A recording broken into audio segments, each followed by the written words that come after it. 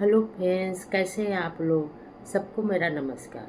सतगुरु कबीर साहब जी के अनमोल दोहे और अनमोल विचार इस प्रकार है। नर नारायण रूप है, तू मत जाने दे, जो समझे तो समझ ले, खलक पलक में खे। इसका अर्थ इस प्रकार है। हमारे सतगुरु कबीर साहब जी कहते हैं, समझाते हैं कि हे मानव, नारायण यानी परमात्मा का स्वरूप है। अगर समझ सकता है तो समझ ले, जान सकता है तो जान ले, क्योंकि ये जो मानव होता है, तू ही नारायण का और परमात्मा का स्वरूप है।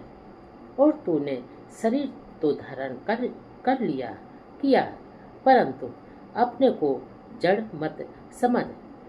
बस तेरा शरीर तो है और तेरी जो आत्मा है वो नारायण परमात्मा की है। तेरा जो सारा आत्मा है वो परमात्मा है, इसका स्वरूप है। तू ही सब कुछ है और शरीर से तू भिन्न होकर चेतना स्वरूप और आत्म स्वरूप को स्वयं जान ले। कौन है तू, अपने को पहचान ले और जान ले। पर इस शरीर का कोई भरोसा नहीं है, कब क्या हो जाए, कब चला जाए। शरीर तो शरीर होता, आत्मा नहीं होती। यह शरीर पल भर में मिट्टी का हो जाएगा। इसलिए तू अभी से जान ले कि तेरा जो हे मानो, तू जो नारायण है, परमात्मा है, वही तेरा स्वरूप है। और तूने तो शरीर धारण किया है, परंतु अपने को जड़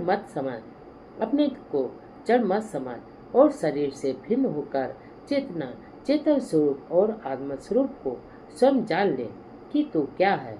इस शरीर का कोई भरोसा नहीं है, कब चला जाए, कब बिखर जाए। ये शरीर तो शरीर है, यह शरीर पल भर में मिट्टी का हो जाएगा। अंग सदगुरु कबीर साहब जी का एक और अनमोल दोहा इस प्रकार। जो तू परा है फंद में, निकसेगा कब अंध, माया मंद तो कू, चढ़ा मत भूले मत बंद। इसका अर्थ इस प्रकार है। हमारे सतगुरु कबीर साहब जी कहते हैं, समझाते हैं कि हे मानव, इस संसार में सांसारिक प्रवृत्तियों में जो मनुष्य लिप्त हो जाते हैं, उनको सावधान करते हुए कहते हैं। सतगुरु कबीर साहब जी कहते हैं कि हे मानव, सावधान हो जा।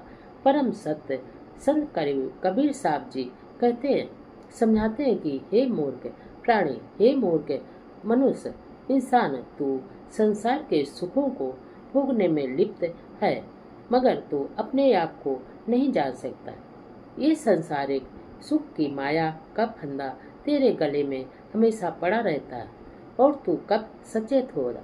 अभी समय है, तू सचेत हो जा, क्योंकि ये माया का सुख का फंदा तेरे गले में पड़ा हुआ है और इससे कब बाहर तू निकालेगा।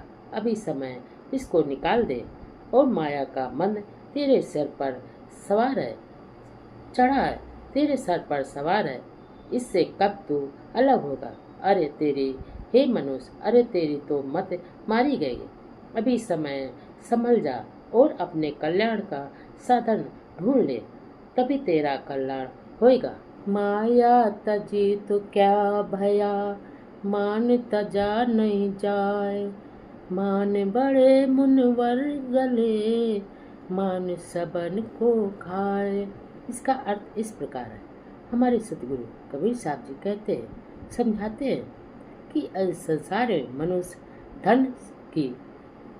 की धन संपत्ति, दौलत और स्त्री पुत्र आदि का त्याग कर दिया तो क्या हुआ। सतगुरु कबीर साहब जी कहते हैं, जो इंसान धन दौलत संपत्ति स्त्री और पुत्र आदि का त्याग कर दिया तो क्या होता है। इसको त्याग करने से क्या हुआ, क्या होता है। मान और सम्मान पाने की लालसा अभी मन में बसी हुई है। मान सम्मान त्याग करने के बाद इंसान सोचता है कि हम इतना सब कुछ त्याग किया तो हमें इसके बदले में मान सम्मान मिले। इसकी लालच अभी उसके मन में बसी हुई रहती है, हमेशा रहती है। और मन के अंदर निहित सूक्ष्म का मन के अंदर उसका अभिमान घमंड का अंश अभी शेष बचा हुआ है। इसी अभिमान के घमंड के कारण बड़े बड़े ऋषि मुनि आदि गल गए, इस धरती पर गल गए और चले गए, और उनका अभिमान ही तो सबसे को नष्ट कर देता है। जिनके अंदर अभिमान है, घमंड है, वो सबको ये घमंड ही नष्ट करता है। अतः अभिमान का पहले तुम अभिमान का त्याग करो। धन संपत्ति का त्याग करने से पहले अपने अभिमान का त्याग करो, घमंड का त्याग करो, ईर्ष्या का त्याग करो। जिसने अभिमान का त्याग कर दिया है वही सच्चा त्यागी होता है। जिसने अभिमान घमंड और ईर्ष्या का त्याग कर दिया है वही सच्चा त्यागी होता है। अंगी सदगुरु कबीर साहब जी का एक और अनमोल दोहा इस प्रकार। मन पंखी बिन पंख का जहाँ तहाँ उड़ जाए, मन भावे ताको मिले घट में आन समा। इसका अर्थ इस प्रकार। हमारे सदगुरु कबीर साहब जी समझाते हैं कि इंसान का ये जो मन है, मन रूपी पक्षी है। पक्षी को स्वच्छंद विचरण करने के विषय में संत कबीर साहब जी बतलाते हैं, समझाते हैं कि ये जो इंसान का मन रूपी पक्षी है वो हर समय इधर उधर उड़ता फिरता रहता है, और भी उड़ता फिरता रहता है कि उसके मन के पंख नहीं होते हैं, और वो फिर भी उड़ता इधर उधर फिरता रहता है। उड़ उड़कर वो बहुत दूर तक मन चला जाता है, जिससे मिलने की इच्छा होती है।